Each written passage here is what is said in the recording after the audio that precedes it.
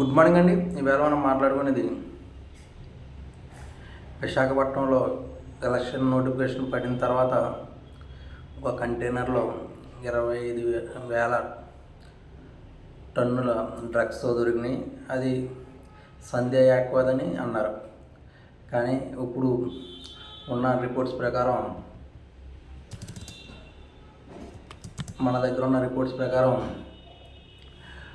ఆ కంటైనర్లో మిథైల్ ఉందంట, ఈస్ట్ ఉందంట. అంతేగాని డ్రగ్స్ అయితే లేవంట. అక్కడ కమిషనర్ ఏం చెప్పారు అంటే,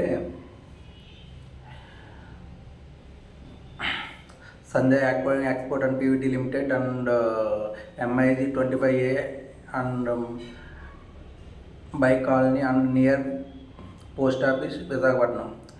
అలాగే investigation CBI EO unit Visakhapatnam port under NDPS act registration. This inform the CBI have failed the close report the honourable court metropolitan section judge కలం Visakhapatnam 0004 and same was accepted in the court view about release the container. అంటే కంటైనర్లో east ఉందని release చేశారు. అంటే YCP వాళ్ళు ఏమో పురంధేశ్వర్ గారు అన్నారు, జగన్ గారు మనిషి అని ప్రకాశం జిల్లా వ్యక్తి, సంధ్య యాక్వా ప్రకాశం జిల్లా వ్యక్తిది ఆయనది అన్నారు. ఎవరో టీడీపీ వాళ్ళు. వైసీపీ వాళ్ళు ఏమో టీడీపీ వాళ్ళు అన్నారు. అంటే మీడియా కూడా వైసీపీ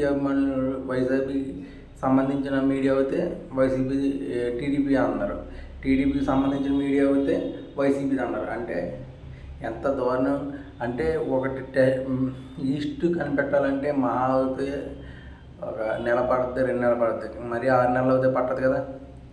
అంటే ఏదో జరిగిందని అనుమానం మనకు కూడా. ఎందుకంటే ఏమీ జరగకపోతే ఇన్నాళ్ళు ఎందుకు టైం తీసుకుంది? ఏదో జరిగిపోయింది. మొత్తం డ్రగ్స్ మెయిన్ ఏంటంటే ఆంధ్రప్రదేశ్ మొత్తం డ్రగ్స్తో నింపేస్తున్నారు అన్న ఉద్దేశంతో ఉన్నారు. కానీ ఇప్పుడు అదేమీ లేదు, ప్రస్తుతానికి పోతే అదేమీ లేదు.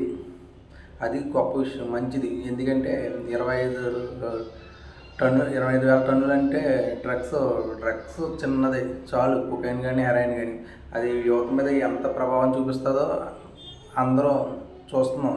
టీవీల్లో కానీ బయట కానీ దానికి బానిస అయిపోతారు.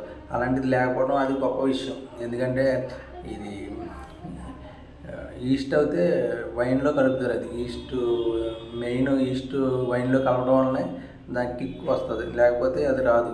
మిథైల్ కానీ ఈస్ట్ కానీ కలిపి వైన్లోనే కలుపుతారు.